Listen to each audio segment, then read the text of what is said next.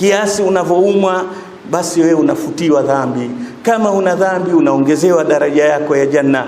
Inshallah Allah atakupa shifa. Salamu alaikum, maneno mepesi, watoka wenda zako. Malaika usiku mzima wakesha na wewe mpaka asubuhi, na huku nyumba ishatayarishwa peponi. Leo utakuta mambo haya kwetu hayapo katika maisha, kwa sababu hatujajijua kwamba sisi tuna fursa gani.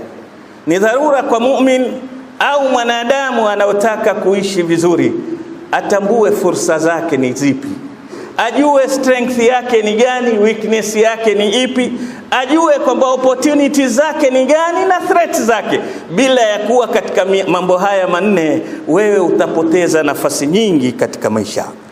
Alafu Mtume sallallahu alaihi wasallam akasema, waman atahu musbiha, na mwenye kumjia mwanadamu akamjia mgonjwa musbiha, jioni, asubuhi.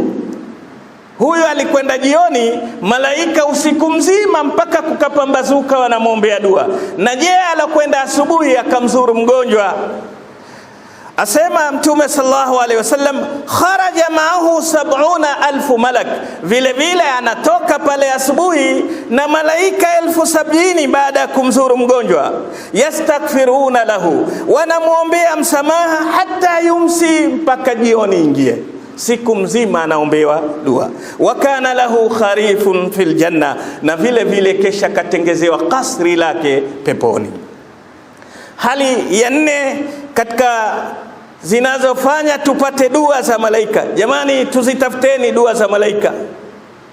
Waweza kuona mtu tuko katika swala ya jeneza, lakini ukiwaangalia wale walioko pale, kila mmoja na matatizo yake.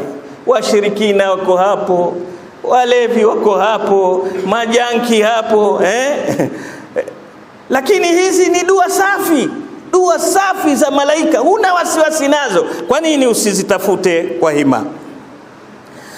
Hadithi iliyopokewa na Imamu Muslim kutoka kwa Abu Huraira ani nabii sallallahu alaihi wasallam, tumesema anna rajulan zara akhan lahu fi qaryatin ukhra. Kuna mtu alitoka kwenye mtaa wake akaenda mtaa mwingine kumtembelea ndugu yake muumini.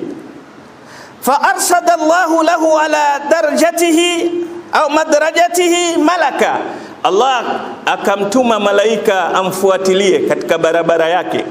Yule malaika akenda na yeye mpaka alipofika pale mahali, malaika falamma atahu alayhi, malaika akamjia yule bwana, qala, akamuuliza aina turid, wenda wapi, mbona umekuja mtaa huu na sio mtaa wako? Qala uridu akhan li fi hadhihi alqarya, nimekuja kwenye kitongoji hiki, kijiji hiki, mtaa huu kumtembelea ndugu yangu. Qala hal laka alayhi min ni'matin tarabuha, kuna neema yoyote unaoitarajia, ima kibiashara, kuna mpango wote, yani kuna maslahi ya kidunia unayataka kwake? Qala la, yule bwana akamjibu malaika, ghaira anni ahbabtuhu fillahi azza wa jalla, nimemtembelea kwa mapenzi ya Allah, sina mpango wote wa kufaidika kiduniani, isipokuwa huyu bwana namuona mtu mzuri, mtu mwema, basi nimeamua kuja kumfanyia ziara.